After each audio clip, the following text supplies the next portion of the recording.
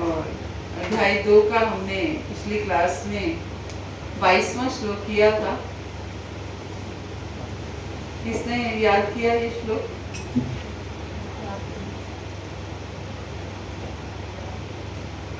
वासांसि जीर्णानि यथा विहाय नवानि गृह्णाति नरोपराणि तथा शरीराणि विहाय जीर्णानि नयानि संयाति नवानि देहि।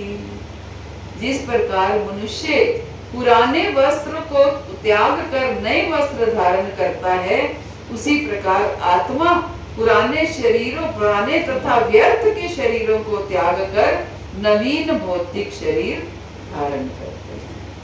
तो ये हमने पिछली बार किया था कि जैसे हम अपने पुराने वस्त्रों को त्याग करके नए वस्त्र धारण करते हैं, वैसे ही आत्मा पुराने और व्यर्थ के शरीरों को त्याग कर। माता जी का प्रश्न था, व्यर्थ के शरीर क्यों बोला गया? क्योंकि जैसे जैसे हम बूढ़े होते हैं, शरीर लगभग व्यर्थ सा ही हो जाता है।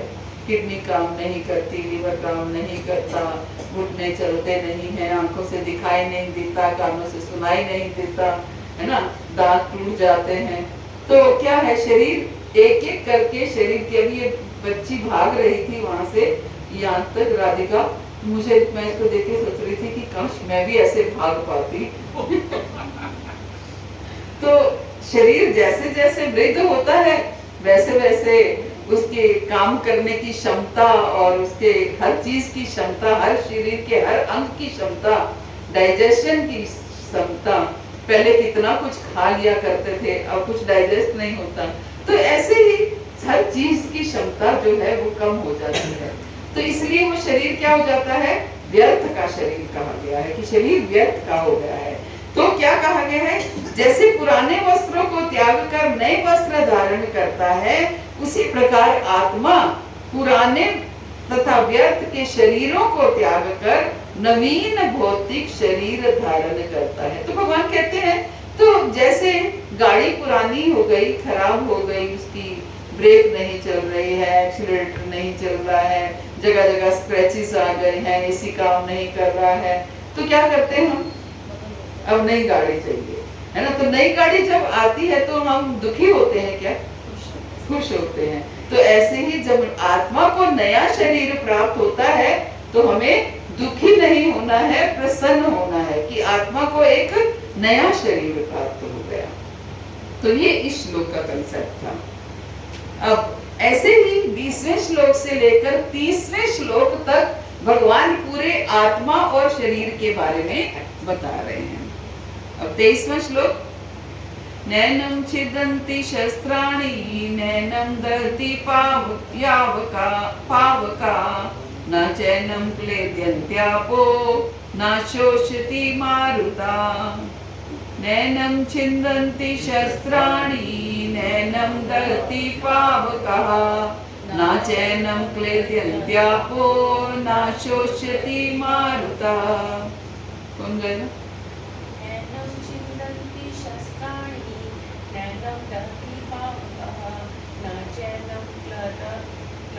क्लेद्यन्त्यापो न शोषति मारुता। और कोई? नैनं छिदन्ति शस्त्राणि नैनं दहति पावकः न चैनं क्लेद्यन्त्यापो न शोषति मारुतः। नैनं छिदन्ति शस्त्राणि नैनं दहति पावकः न चैनं क्लेद्यन्त्यापो न शोषति मारुतः।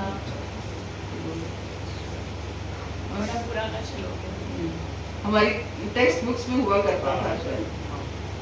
ये वाला वर्ड थोड़ा डिफिकल्ट है, क्लेद्यन्त्यापो। और कोई?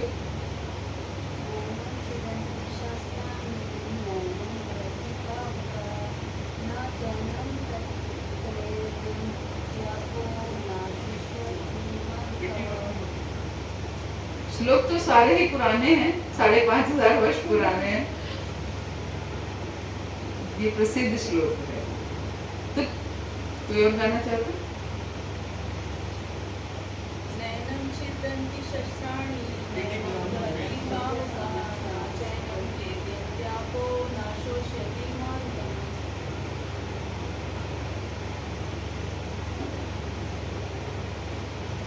ये आत्मा ना तो कभी किसी शस्त्र द्वारा खंड खंड किया जा सकता है, न अग्नि द्वारा जलाया जा सकता है, न जल द्वारा भिगोया या वायु द्वारा सुखाया जा सकता है। तो इस श्लोक में पूरा पूरा आत्मा और शरीर में अंतर बताया गया है, भेद बताया गया है कि आत्मा और शरीर में क्या अंतर है। कि आत्मा, शरीर को तो हम अगर कोई चाकू भी लगता है तो खून आ जाता है ना, लेकिन आत्मा को किसी भी शस्त्र द्वारा खंड खंड नहीं किया जा सकता, ना अग्नि द्वारा जलाया जा सकता है। जबकि ये क्यों कहा गया? क्योंकि शरीर को तो हम जलाते हैं, तो शरीर को जलाते हैं तो आत्मा नहीं जलती है, आत्मा पहले ही प्रयाण कर जाती है, पहले ही निकल जाती है। मृत्यु का अर्थ ही यही है कि शरीर में से आत्मा का निकलना, शरीर में से आत्मा का प्रयाण होना।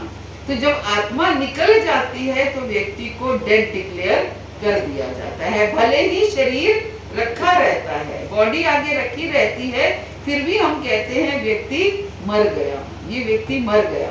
कैसे मर गया?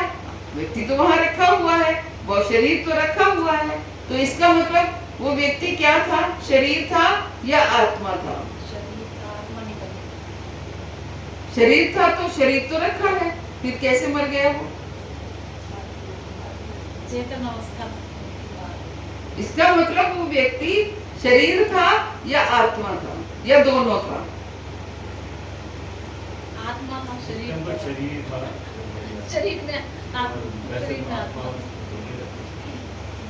वो शरीर था। जैसे डॉक्टर हैं जो वो डेड डिक्लेयर करते हैं, मतलब प्रैक्टिकल व्यवहारिक बात है, तो उनको तो पता नहीं कि आत्मा निकल गई इसलिए शरीर। बिल्कुल बिल्कुल। तो उनका डायग्नोसिस का ढंग एक तो होता है पल्स। यस। अगर पल्स नहीं है तो हार्ट बीट अगर बंद हो गई तो वो डेड हो गया। एक ब्रेन डेड का कंसेप्ट अलग है। यस। नॉर्मल अगर हार्ट बीट नहीं है तो वो डेड डिक्लेयर करते हैं। तो यहाँ पे एक प्रश्न स्वाभाविक पता है कि क्या जो हार्ट बीट है या हृदय है उसकी वर्किंग क्या हो आत्मा से? बिल्कुल बिल्कुल। आत्मा है तो शरीर चेतन है। चेतन है इन द सेंस हार्ट चल रहा है, नब्ज चल रही है। हम क्या कभी कोई बिल्कुल लेमैन अगर घर में मान लो डॉक्टर अवेलेबल नहीं है तो हम ये कंफर्म करना चाहते हैं कि व्यक्ति जिंदा है या मर गया, तो हम क्या करते हैं? नाक के आगे रख के देखते हैं कुछ कि उससे क्या पता ब्रीथिंग आ रही है, हाँ, सांस ले रहा है या नहीं ले रहा। तो ये सारा कुछ तभी है जब शरीर में आत्मा है। जब तक शरीर में आत्मा है तो हार्ट भी चलता रहेगा, सांस भी आती रहेगी, नब्ज भी चलती रहेगी, सब कुछ होता रहेगा। लेकिन जब शरीर से आत्मा निकल जाएगी तो फिर सब कुछ, नब्ज भी तभी बंद हो जाएगी, हार्ट भी तभी फेल हो जाएगा, हार्ट भी वर्क करना बंद कर देगा और सब कुछ खत्म हो जाएगा। लेकिन होगा तब जब तक शरीर में आत्मा है, तब तक सब चलता रहेगा। आत्मा निकलते ही सब स्टॉप हो जाएगा। एक्चुअली डॉक्टर तो डिक्लेयर कर सकते हैं कि ये तो डेथ हो गई, बट वो कुछ देर तक फिर भी ये जो है आत्मा उसमें रहती है। कैसे? आपको कैसे पता? मतलब हमने जैसे किया ना, थोड़ा सा जैसे सांस तो निकलते हैं लेकिन धीरे धीरे निकलते हैं, मैंने ये देखा है। नहीं, आत्मा निकलने का मतलब है श्वास निकल गए। बॉडी गर्म रहती है थोड़ा समय तक, शरीर जो है वो थोड़ा समय तक ताप में रहता है, थोड़ा समय तक, लेकिन श्वास निकलने का मतलब है आत्मा निकल गई, तभी वो सांस नहीं ले पा रहा है। आत्मा होती तो वो सांस ले पाता। आप देखते हैं कि डॉक्टर्स वेंटिलेटर पर रख देते हैं, है ना? तो वेंटिलेटर पर रखने का अर्थ क्या है? कि सांस चलती रहे, है ना? सांस चलती रहे, क्योंकि आत्मा अंदर है तो सांस चलती रहेगी। तो ये हो सकता है कि सांस पहले समाप्त हो जाए और आत्मा अभी है अंदर, है ना? सांस पहले रुक जाए थोड़ी सी। कई बार होता है ना, हमें सांस लेने में दिक्कत होती है, कि इसका मतलब क्या है? अभी हमारे अंदर वो पावर नहीं है कि हम ऑक्सीजन को ग्रहण कर पाए, है ना? ऑक्सीजन ले पाए। ब्रीथिंग सिस्टम हमारा कमजोर हो गया है ना? ब्रीथिंग सिस्टम, ऐसे ही उस पेशेंट का ब्रीथिंग सिस्टम वीक पड़ गया तो वो सांस नहीं ले पा रहा है, लेकिन आत्मा है अंदर, है ना? तभी डॉक्टर्स क्या करते हैं? वेंटिलेटर पर डाल देते हैं ताकि उसका ब्रीथिंग सिस्टम जो है वो एनहांस हो जाए, उसमें पावर आ जाए। तो फिर क्या होता है? ब्रीथिंग सिस्टम से उसको वो सांस ले पाता है अगर वेंटिलेटर होता है, लेकिन वो ज्यादातर सक्सेसफुल नहीं होता, है ना? तो इसका मतलब ये है, जब तक आत्मा है तब तक ही वेंटिलेटर पर डाल देते हो। वो बात अलग है कि आजकल के डॉक्टर तो धन कमाने के लिए भी डाल देते हैं, भले ही आत्मा निकल जाए पहले, वो एक अलग बात है। 10-5 दिन वेंटिलेटर पर रख देते हैं कि फिर वो चलता रहता है ना? वो दिखता ऐसे कि वो चल रहा है, जीवित है व्यक्ति, लेकिन अगर आत्मा है तो वो फिर भी वेंटिलेटर पर चल सकता है। अगर वो व्यक्ति डेड हो गया है, आत्मा निकल गई है, आत्मा निकलने का मतलब है अब व्यक्ति कुछ कभी भी रिकवर नहीं कर सकता। अच्छा, एक अमेरिका में रिसर्च हुई बहुत साल पहले, क्योंकि वहाँ तो बहुत लॉजिकल है। वो कहते हैं आत्मा निकल गई, किसने देखा? तो उन्होंने एक्सपेरिमेंट किया, बहुत पैसे खर्च करके ग्लास के अंदर बॉडी को रखा, और उन्होंने बहुत सर्च की, बहुत एकदम वो क्या कहते हैं इनक्यूमुलेटर, उसमें पूरा बॉक्स ऐसा बना दिया कि कहीं से कुछ निकल ना पाए। तो उसमें जो आत्मा थी वो बहुत सूक्ष्म। यस, आत्मा का साइज कितना बताया मैंने? बाल के बिंदु के, बाल के टिप का 10,000वां हिस्सा, ये साइज होता है आत्मा का। आप ये देखिए, एक कोई छोटा सा बहुत महीन बच्चर, अगर कई बार आप देखते हैं कि अगर सूर्य की रोशनी अंदर आ रही हो तो किरणों के साथ वो धूल के कण, वो छोटे छोटे वो दिखाई देते हैं, है ना? आत्मा का साइज उससे भी छोटा है, उसका भी 10,000वां हिस्सा है। बाल का टिप लगभग उतना होता है, उसका 10,000वां हिस्सा, तो कभी दिख नहीं सकती। तो वो पकड़ लिया उन्होंने, जो 10,000वां हिस्सा है वो एग्जिस्ट कर रहा था, तो उन्होंने सर्टिफाई किया कि आत्मा होती है। साइंस भले ही गलत हो सकती है, शास्त्र गलत नहीं हो सकते। भगवत गीता तो बिल्कुल नहीं हो सकती, क्योंकि भगवत गीता स्वयं भगवान के मुख से निकली है, वो कैसे गलत हो सकती है? वो बात अलग है कि शंका करने वाले तो फिर किसी पर भी शंका कर सकते हैं, है ना? बोले अर्जुन से एक रोज मोहन मदन, भक्त संकट में आए तो मैं क्या करूं? बोले अर्जुन से एक रोज मोहन मदन, भक्त संकट में आए तो मैं क्या करूं? भक्त संकट में आए तो मैं क्या करूं? भक्त संकट में आए तो मैं क्या करूं? बोले अर्जुन से एक रोज मोहन मदन, भक्त संकट में आए तो मैं क्या करूं? कर्म करना मनुष्य का कर्तव्य है, कर्म करना मनुष्य का कर्तव्य उसमें देनी सफलता मेरे हाथ है, देनी सफलता मेरे हाथ है। कर्म करता रहे होवे कृपा मेरी, कर्म करता रहे होवे कृपा मेरी। दिल में अभिमान लाए तो मैं क्या करूं, दिल में अभिमान लाए तो मैं क्या करूं। सब जगह वेदों पुराणों में लिखा है, सब जगह वेदों पुराणों में लिखा है। हरना दुखियों का दुख काम है ये मेरा, हरना दुखियों का दुख काम है ये मेरा।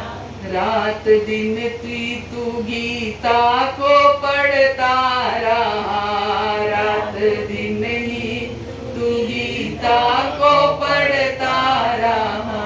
फिर अमल में ना लाए तो मैं क्या करूं, फिर अमल में ना लाए तो मैं क्या करूं। तो गीता को अमल में लाना पड़ेगा। हमें पूर्ण रूप से विश्वास करके इस बात को समझना होगा। और जब तक हम शरीर और आत्मा के भेद को समझेंगे नहीं, तब तक हम अपने आप को आत्मा कैसे मानेंगे। और जब तक आत्मा अपने आप को मानेंगे नहीं, तब तक हम शरीरों के स्तर पर जीते रहेंगे। और शरीरों के स्तर पर जीते जीते हम केवल इस भौतिक जगत में, क्योंकि शरीर क्या है, इस भौतिक जगत का है, भौतिक जगत में ही समाप्त हो जाना है। फिर अगर शरीरों के स्तर पर जीते रहेंगे तो बार बार इस भौतिक जगत में आते रहेंगे, जन्मते रहेंगे, मरते रहेंगे। ना जाने आज मनुष्य शरीर मिला है, कल वो भी मिलेगा या नहीं मिलेगा। आज बात समझ में आ रही है, कम से कम आज शरीर और आत्मा का भेद समझ में आ रहा है, कल वो भी नहीं आएगा, क्या पता है। जलजा नवलक्षाणी स्थावरा लक्ष्य विंशति कृम्यो रुद्र संख्या का पक्षिणा 10 लक्षणम 30 लक्षाणी पशवा चतुर्लक्षाणी मानुषा। ये 84 लाख योनियां हैं। जलजा नवलक्षाणी, जल के प्राणी 9 लाख तरह के जल के प्राणी होते हैं। स्थावरा लक्ष्य विंशति, पेड़ पौधे 20 लाख तरह के पेड़ पौधे होते हैं। कृमियों रुद्र संख्या का, कृमि कीड़े मकोड़े मच्छर, ये सब कितने, रुद्र संख्या 11 लाख तरह के कीड़े मकोड़े होते हैं। पक्षिणा 10 लक्षणम, 10 लाख तरह के पक्षी होते हैं। 30 लक्षाणी पशवा, 30 लाख तरह के पशु होते हैं। चतुर्लक्षाणी मानुषा, 4 लाख तरह के मनुष्य होते हैं। जलजा 9 लक्षाणी, 9 लाख के जल के, सावरा लक्ष्य विंशति 20 लाख तरह के पेड़ पौधे, कितने हो गए 29 लाख। फिर कृमियों रुद्र संख्या का 11 लाख तरह के कृमियों, कितने हो गए 29 लाख प्लस 11 लाख 40 लाख। फिर उसके बाद 10 लक्षाणी पक्षिणा, 10 लाख तरह के पक्षी 50 लाख। 30 लक्षाणी पशुआ, 30 लाख तरह के पशु 80 लाख। चतुर्लक्षाणी मानुषा 84 लाख। इस तरह से ये 84 लाख योनियां।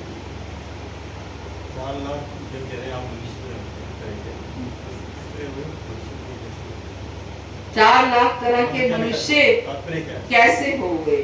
4 लाख तरह के मनुष्य, कोई निग्रो है, कोई साउथ इंडियन है, कोई नॉर्थ इंडियन है, कोई अमेरिकन है, कोई कैसे है, कोई इस तरह के मिला करके सब अलग अलग तरह के मनुष्य। वो लगता है कि अलग ही तरह के मनुष्य हैं। आप अपने ही देश में देख लो कितनी तरह के मनुष्य मिलेंगे। और फिर जब बाहर विदेशों में जाओगे, इतने देश हैं, हर देश में अलग तरह के मनुष्य दिखते हैं। आप निग्रोस वगैरह देखो, गोरे लोग देखो, चाइनीज देखो, सबकी किसी की आंखें चपटी हैं, किसी की मोटी हैं, किसी कोई काले हैं, कोई गोरे हैं, नेपाली, तिब्बती, है ना, नेपाली, हर तरह के ऐसे 4 लाख। तो इन 84 लाख योनियों में मनुष्य फिर भी, चाहे वो किसी भी तरह के मनुष्य हो, मनुष्य यानी को भगवान ने विवेक बुद्धि दी है, ये आत्मा और शरीर का भेद समझने के लिए। क्योंकि भेद समझेगा तभी अपने आप को आत्मा मानेगा। जब अपने आप को आत्मा मानेगा तो आत्मा के स्तर पर जिएगा, वरना अपने आप को शरीर ही समझता रहेगा। जब अपने आप को शरीर समझता रहेगा तो शरीर तो केवल इस भौतिक जगत से ही संबंधित है। जब हम इस भौतिक जगत को छोड़ते हैं अर्थात जब मृत्यु होती है तो शरीर तो यही समाप्त हो जाता है, जला दिया जाता है। जाता क्या है? आत्मा जाती है कहीं भी दूसरी जगह पे। एक शरीर से दूसरे शरीर में आत्मा जाती है। हमारे घर में मेरी बेटी की फोटो लगी है बचपन की, तो घर में कोई भी आता है तो मैं सबको क्या बताती हूँ, ये मेरी बेटी है। तो सब कहते हैं कि बेटी तो आपकी बहुत बड़ी है, ये कैसे बेटी है? बेटी तो वही है, उसका शरीर बदल गया है, बड़ी हो गई है, अब वो बड़ी हो गई। बेटी तो वही है, यानी कि बेटी कौन है? वो शरीर है या आत्मा है? शरीर है या आत्मा है? आत्मा है। क्योंकि शरीर तो छोटी थी तो उसका शरीर अलग था, बड़ी हो गई तो शरीर अलग हो गया। तब भी मैं उसको बेटी कह रही हूँ, बूढ़ी हो जाएगी तो भी बेटी कहूँ। ट्रांसफॉर्मेशन हो गया, ट्रांसफॉर्मेशन ऑफ बॉडी, है ना, शरीर का ट्रांसफॉर्मेशन हुआ, शरीर बदल गया, आत्मा वही की वही है। और वही आत्मा जब हम ये शरीर छोड़ देते हैं तो वही आत्मा इस शरीर को छोड़ करके किसी दूसरे शरीर में प्रवेश कर जाती है। तो बच्चा पैदा हो गया, हम खुश हो जाते हैं, दूसरी जगह बच्चा पैदा। ये जीवन चक्र है, काल चक्र है, ऐसे जीवन चलता है। तो यही बता रहे हैं, ये आत्मा ना तो कभी किसी शस्त्र द्वारा खंड खंड किया जा सकता है, ना अग्नि द्वारा जलाया जा सकता है, ना जल द्वारा भिगोया जा सकता है, ना वायु द्वारा सुखाया जाता है। ये आत्मा अखंडित तथा अघुलनशील है, अखंडित है, इसको कोई खंडित नहीं कर सकता। शरीर को शरीर खंडित हो सकता है। प्रभु जी का एक्सीडेंट हुआ, उंगली कट के गिर गई, शरीर क्या हुआ? खंडित हो गया, लेकिन आत्मा वही है ना। तो आत्मा और शरीर में क्या भेद है? शरीर खंडित हो सकता है, आत्मा खंडित नहीं हो सकती। शरीर घुलनशील हो सकता है, यमुना जी में बहा दिया, गंगा जी में बहा दिया, एज इट इज बॉडी बहा दी। छोटे बच्चे की मृत्यु होती है तो बहा देते हैं ना, एज इट इज। क्या होता है? उसी में डिसॉल्व हो जाती है बॉडी, है ना, बॉडी उसी में ही डिसॉल्व हो जाती है, गल जाती है, मछलियां खा लेती हैं, जो भी होता है। तो इस तरीके से आत्मा घुलनशील अघुलनशील है। इसे ना तो जलाया जा सकता है, ना ही सुखाया जा सकता है। ये शाश्वत है, आत्मा शाश्वत है, हमेशा रहती है। आत्मा परमात्मा के साथ हमेशा रहती है, यानी कि आत्मा परमात्मा के साथ या आत्मा के साथ परमात्मा हमेशा रहती है। लेकिन आत्मा और परमात्मा एक भी नहीं है। परमात्मा क्या है? विभू है, विभू है, विशाल है। आत्मा छोटा सा कण है, जैसे सोने की खान और एक छोटे सोने का कण, पार्टिकल, है ना। ये आत्मा और परमात्मा का संबंध है। तो आत्मा क्या है? शाश्वत है, हमेशा रहने वाली है, कभी समाप्त नहीं होती। शरीर की मृत्यु के समय बाद भी आत्मा समाप्त नहीं होती, आत्मा एज इट इज रहती है, सर्वव्यापी है। आत्मा सर्वव्यापी है। सर्वव्यापी कैसे है? नहीं, सर्वव्यापी है, ऑल परवेडिंग, सब में हर जगह है। सब में है। आत्मा सब में है, सब में है, हर जीव में है। चाहे वो कोई चींटी है, चाहे कोई वो छोटा सा, आप देखते हैं कभी दीमक देखी, दिखती ही नहीं है, इतनी सी होती है। वैसे भी किसी के भी कभी छोटे से दाल में जो कीड़ा लग जाता है, कितना होता है, दिखता भी नहीं है। उसमें भी आत्मा उसी साइज की है, जिस साइज की आत्मा आप में और हाथी में है, उसी साइज की आत्मा उस कीड़े में भी है। इतनी सी आत्मा बड़े से बड़े शरीर को चला रही है, चलायमान कर रही है ना, चलायमान कर रही है, मींस उनको चला सकती है। उनके अंदर इतनी आत्मा एनर्जी भर देती है कि वो शरीर चलने लगता है।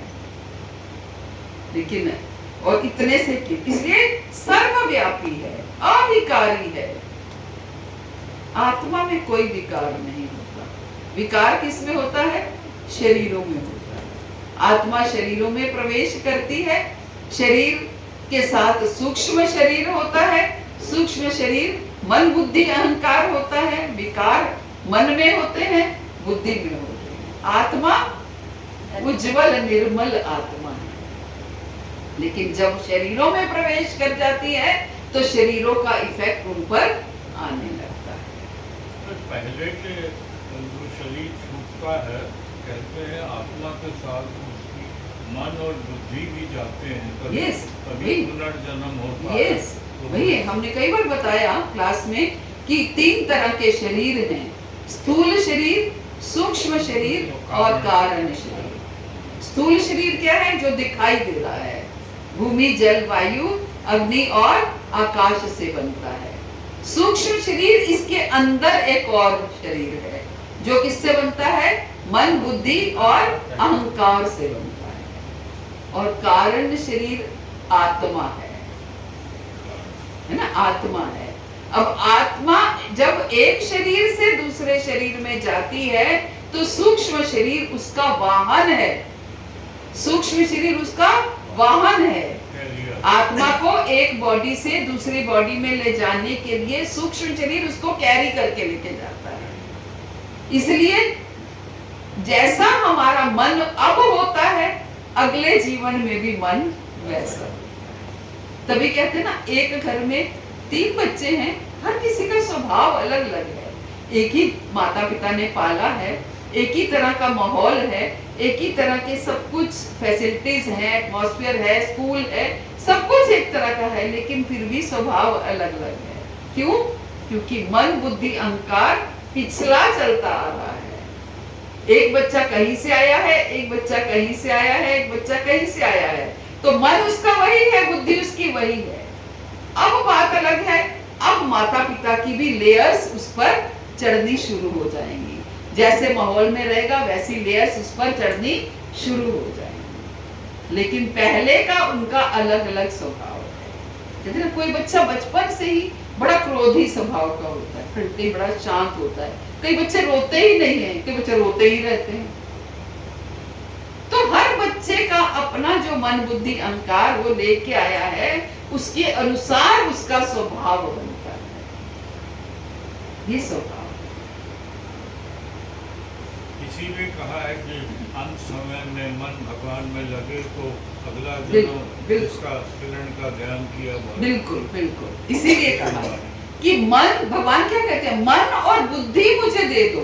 भगवान ने और कुछ नहीं मांगा, भगवान ने बोला मन और बुद्धि मुझे दे दो, ताकि मन और बुद्धि भगवान को दी जाए, भगवान में लगेगी, ताकि अगला जीवन, मान लो हमें इस भौतिक जगत में आना भी है तो कम से कम मन हमारा भगवान में लगा होना चाहिए। अंतकाले च मामेव स्मरण मुक्त्वा कलेवरम यः प्रयाति स मद्भावम याति नास्ति अस्य संशयः। जो अंत काल में मेरा स्मरण करता है, मेरा स्मरण करते हुए अपना कलेवर छोड़ता है।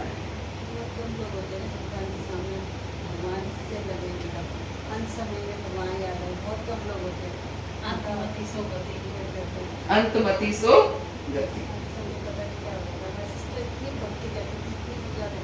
उसी के जाता है मतलब जो सारी उम्र करता है बिल्कुल। उसी का ही जा सकता है।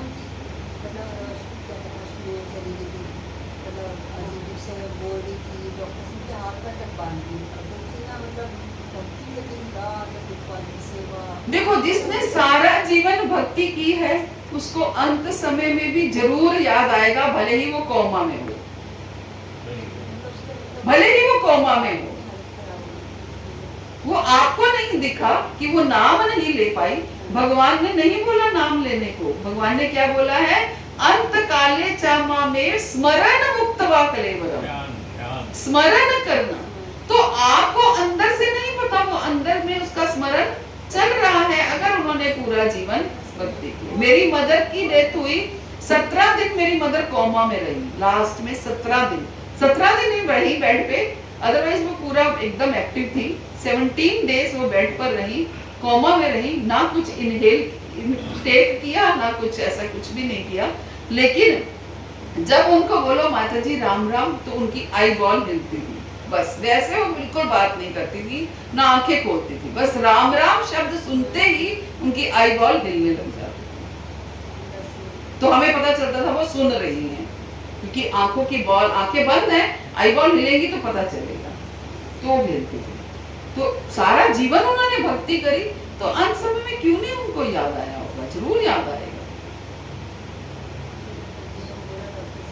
भले ही ऐसा हमें लगे कि वो नाम नहीं ले रहा है, लेकिन स्मरण हमेशा रहेगा, है ना, स्मरण रहेगा। तो आत्मा क्या है, अविकारी है, स्थिर है तथा सदैव एक सा रहने वाला है, सदैव एक सा रहने वाला। ना आत्मा बड़ी होती है, न जवान होती है, न बूढ़ी होती है, न मोटी होती है, न पतली होती है, एक सी रहती है, वही छोटी सी बाल के टिप के साइज। हरे कृष्णा।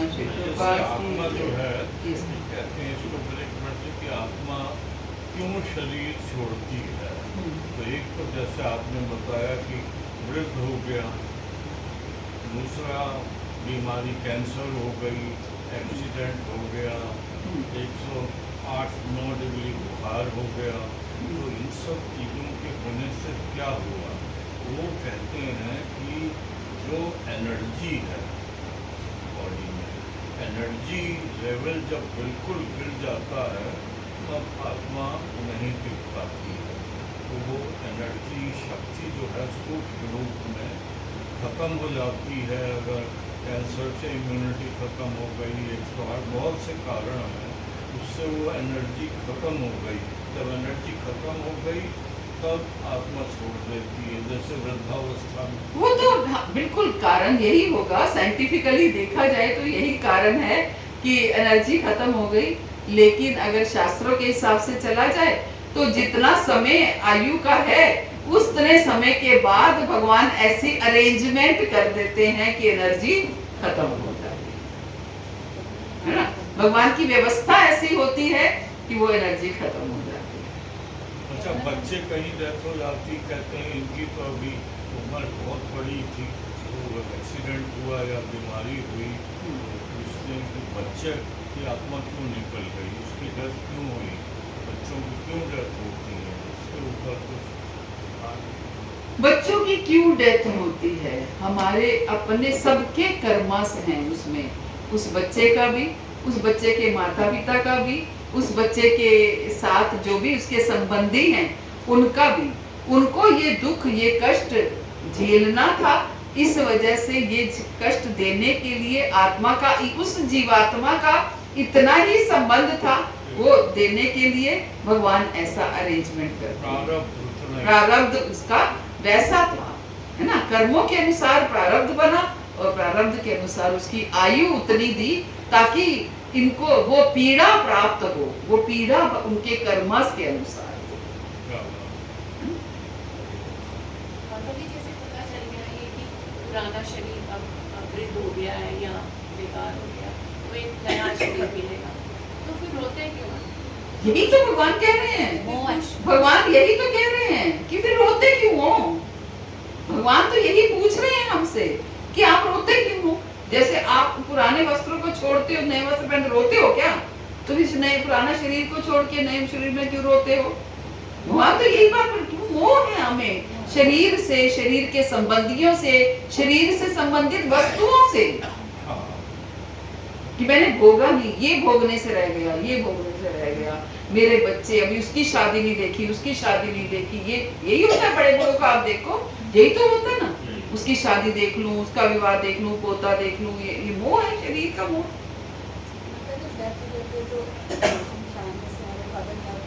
छोटा सा वो हड्डियों का निकला था, आत्माराम। वो कहते आत्माराम, ये कौन सा क्या होता है? ये कहते घर में सबको दिखाया था कि आत्माराम है, इनसे एक्चुअली वो अंदर से हार्ट का ही एक हिस्सा, मतलब बोन्स होती हैं, हार्ट की बोन्स होती हैं, वो इसलिए कि चेतना हमारी जैसी होती है वैसी कहते हैं उसकी फिगर बन जाती है, जबकि शास्त्रों में इसका कोई वर्णन नहीं है। निकला छोटा सा, ये कहते घर में सबको दिखाया था, फिर वो ये कर दिया। शास्त्रों में इसका कोई वर्णन नहीं है। जैसे क्या कहते हैं वो जो आत्माराम जो है ना, अगर हमने मतलब जैसे भगवान को याद किया तो वो उसी पोजीशन में दिखती है। यही कहा जाता है। लेकिन कईयों को तो खंडित भी हो जाता है। कईयों का खंडित होता है, तो वो हमारे जिले का पूरा ऐसे करके निकला था। इन बातों से कोई फर्क नहीं पड़ना कि ये उसका अगला जीवन कैसा होगा, क्या होगा। कई लोग उससे गैस लगाते रहते हैं कि अगला जीवन कैसा होगा, इससे कुछ, कई लोग आटा डाल देते हैं, आटे से जो फिगर बनती है उससे जी अगला जीवन। लोग बड़े प्राउड फील करते हैं कि आत्मा में बड़ा अच्छा निकला, बड़े अच्छे इंसान थे, उसको लेकर उसकी पूरी जीवन यात्रा याद करते हैं कि कैसी थी। हो सकता है कहीं से चला आ रहा होगा ये बातें। अपने लोगों से मोह जो है, अटैचमेंट, आसक्ति के कारण मृत्यु